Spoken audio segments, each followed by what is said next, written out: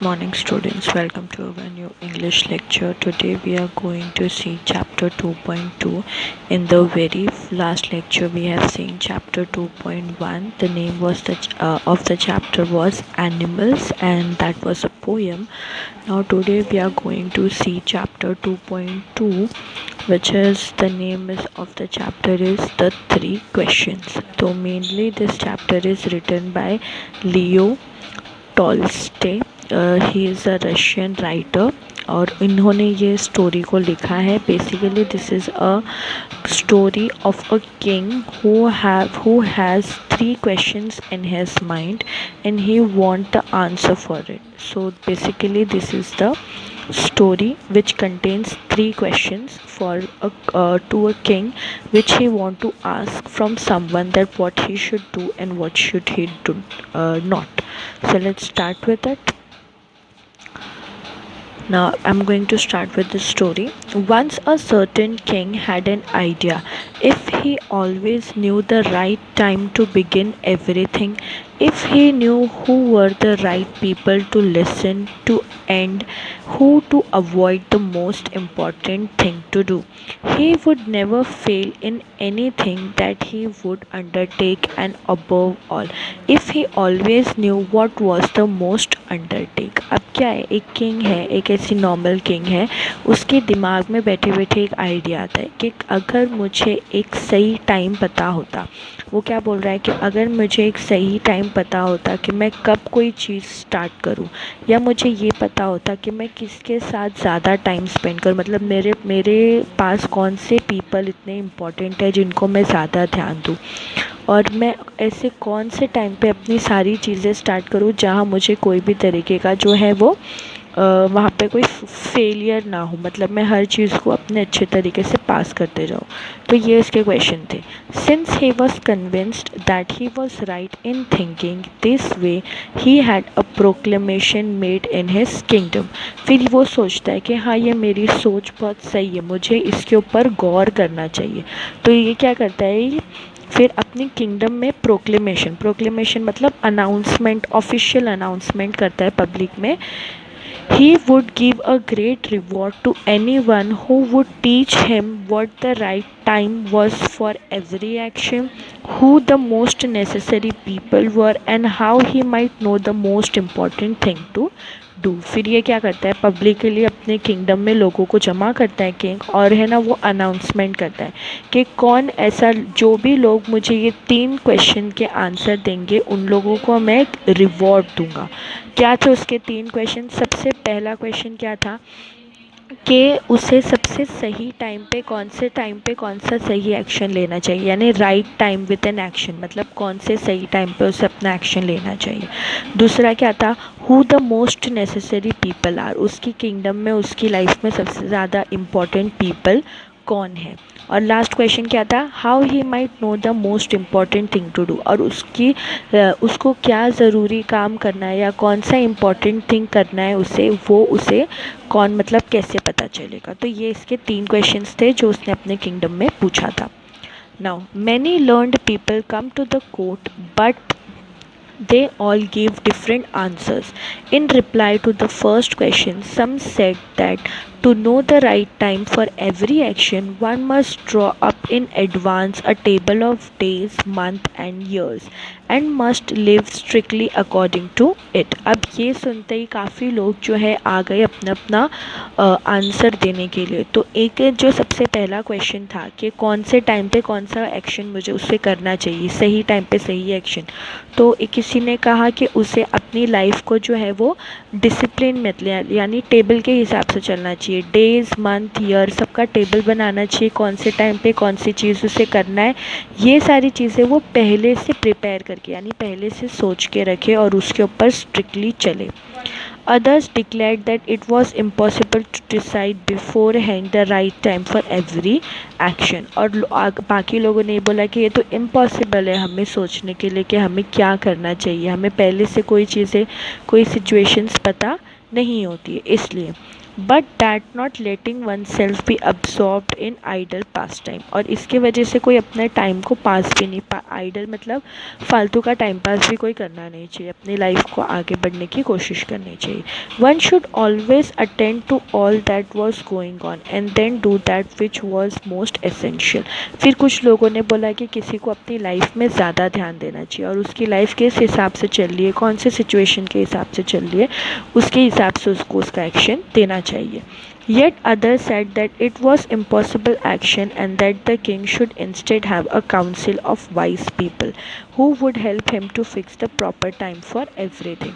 और बाकी आधे लोगों ने क्या बोला कि ये एक इम्पॉसिबल चीज़ है एक इंसान के लिए, तो इसके लिए किंग को क्या करना चाहिए, एक ग्रुप ऑफ वाइज पीपल, यानी जो जिसके पास अच्छा दिमाग हो, जो अच्छे से सारी चीज़ें सोच सके, ऐसे पीपलों का ग्रुप बनाना चाहिए और उनके हाथ में अपनी सिचुएशन अपना टाइम दे देना चाहिए कि हर चीज़ एवरीथिंग उनके हिसाब से चले। तो ये फर्स्ट क्वेश्चन के आंसर्स लोगों ने दिए थे। Equally varied were the answers to the second question, और ऐसे ही क्वेश्चंस के आंसर सेकेंड वाले क्वेश्चन के भी मिले थे। Some said the people the king most needed were his councillors, other the priests, others the doctor, while some said the warriors were the most necessary। अब किंग ने क्या पूछा था कि उसके पास कौन से ऐसे खास लोग रहने चाहिए, यानी ऐसे कौन से खास लोग उसके करीब रहने चाहिए। तो सेकंड क्वेश्चन के लिए लोगों ने क्या बोला कि सबसे पहला जो है, सबसे फर्स्ट जो है काउंसिलर, कि किंग के लिए काउंसिलर यानी उसके हर एक डिसीजन पे जवाब देने वाला, सही है कि गलत है, मतलब उनको काउंसिलर बोलते हैं। तो सबसे पहला है काउंसिलर, उसके बाद प्रिस्ट, प्रिस्ट यानी पंडित लोग जो उसके रिचुअल्स रिलीजियस चीज़ों के लिए हेल्प करते हैं। दूसरा क्या है, डॉक्टर, कोई बोलता है वॉरियर। तो ये सारे लोग जो है ये किंग के करीब रहना ज़रूरी, यानी किंग के साथ रहना ज़रूरी है। Now to the third question, अब थर्ड क्वेश्चन के लिए क्या बोलते हैं, to the third question about what was the most important occupation, some replied that the most important thing in the world was science. अब किंग ने क्या बोला था कि उसे कौन से टाइम पे कौन सा इम्पॉर्टेंट काम करना चाहिए, तो उस हिसाब से लोगों ने बोला कि सबसे ज़्यादा इम्पॉर्टेंट तो हमारे लिए अभी साइंस है। Other said it was skill in warfare, warfare यानी जो वॉर से रिलेटेड होता है, वॉरियर्स को वॉर के लिए जो मतलब झगड़े के लिए, वॉर के लिए, फाइट के लिए जो लोग रहते हैं उनको ट्रेंड करना, ये हमारे लिए इम्पोर्टेंट काम है। And others again that it was religious worship, और कोई बोलता है कि नहीं, अपनी रिलीजियस वर्शिप यानी जो अपना धर्म जात है उसको देखना चाहिए, उसको ज़्यादा इंपॉर्टेंट देना चाहिए।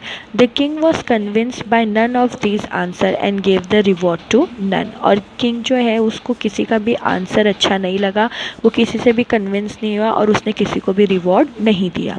ही decided instead to go to a hermit who was widely renowned for his wisdom. Now what is hermit, साधु लोग जो होते हैं जो संन्यास दे के अपने छोटे से घर में रहते हैं, जिनको दुनियादारी नहीं चाहिए होती है, वो सिर्फ रिलीजियस चीज़ें करते हैं, साधु लोग जो सन्यासी लोग होते हैं उन लोग। तो किंग ने क्या डिसाइड किया कि मैं अब ऐसे इंसान के पास जाता हूँ जो दुनिया को त्याग चुका है और उसके पास ज़्यादा विजडम यानी उसके पास ज़्यादा समझदारी होती है, तो उनसे मैं पूछता हूँ। The hermit lived in a small hut in a forest which he never left. He spoke only to common folk, so the king put on simple clothes and approaching the hermit's cell, dismounted his horse and left his bodyguard behind। अब जो वो hermit है वो सिर्फ common लोगों से बात करता है, तो इसलिए किंग ने क्या किया, अपने सिंपल क्लोथ्स डाला और अपने बॉडीगार्ड को, हॉर्स को, सबको छोड़ के वो अकेला गया उससे मिलने के लिए। When the king arrived, the hermit was digging the ground in front of his hut। He greeted the king but went on digging। अब क्या हुआ, जैसे ही वो हर्मिट से मिलने गया किंग, तो जो वो हर्मिट है यानी जो साधु है वो अपने हट के सामने एक खड्डा खोदता रहता है, और जैसे किंग जाता है तो उसको ग्रीट करता है और वापस से वो अपने काम में लग जाता है।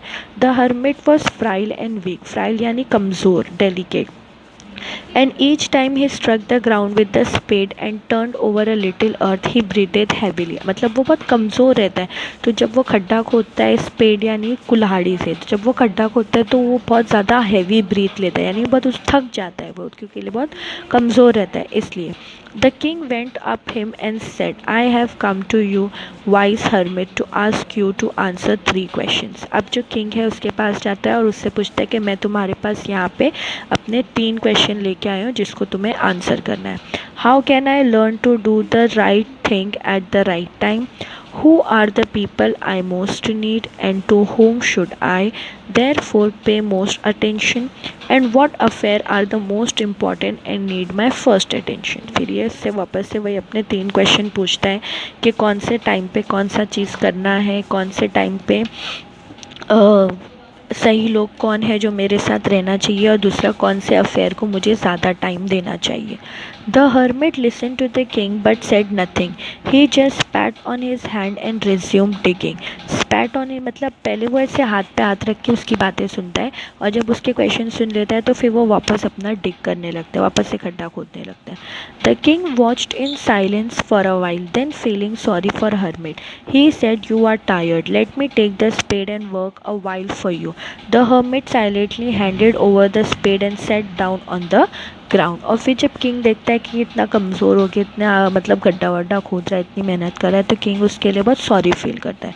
तो किंग बोलता है अच्छा लाओ मुझे दे दो आप, मैं आपके गड्ढा खोद देता हूँ. तो वो जो हर्मिट है वो साइलेंटली अपने हाथ से वो जो कुल्हाड़ी है किंग के हाथ में दे देता है, और वो ग्राउंड पे बैठ जाता है. When he had dug 2 beds, the king stopped and repeated his question. The hermit again gave no answer, but rose, stretched out his hand for the spade, and said, now rest a while and let me work a bit. But the king did not give him the spade and continued to dig. और फिर थोड़ा दो दो पलंग के जितने मतलब 2 bed के जितनी बोलते हैं ना हम लोग खुदाई किया रहता है, मतलब उतना नीचे तलक उसने खोद दिया रहता है king.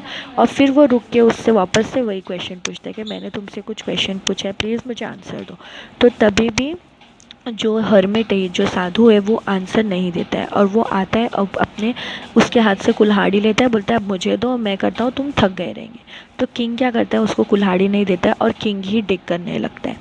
1 hour passed and another, मतलब 1 से 1 घंटे पास होते गए. The sun began to sink behind the trees, और जो सन है वो ट्रीज के नीचे डूबने लगा, यानी सन डूबने लगा. And the king at last stuck the spade into the ground and said, I come to you wise one for an answer to my question. If you can give me none please say so and I will go home. Here come someone running, said the hermit, let us see who is this.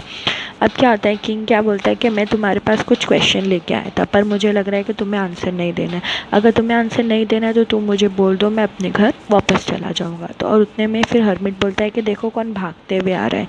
और जैसे उन लोग पलट के देखते हैं तो क्या होता है उसके, then will continue this in another lecture. So till here I'm going to stop this, and in another lecture we will see what happened next. So it is kind of a suspense.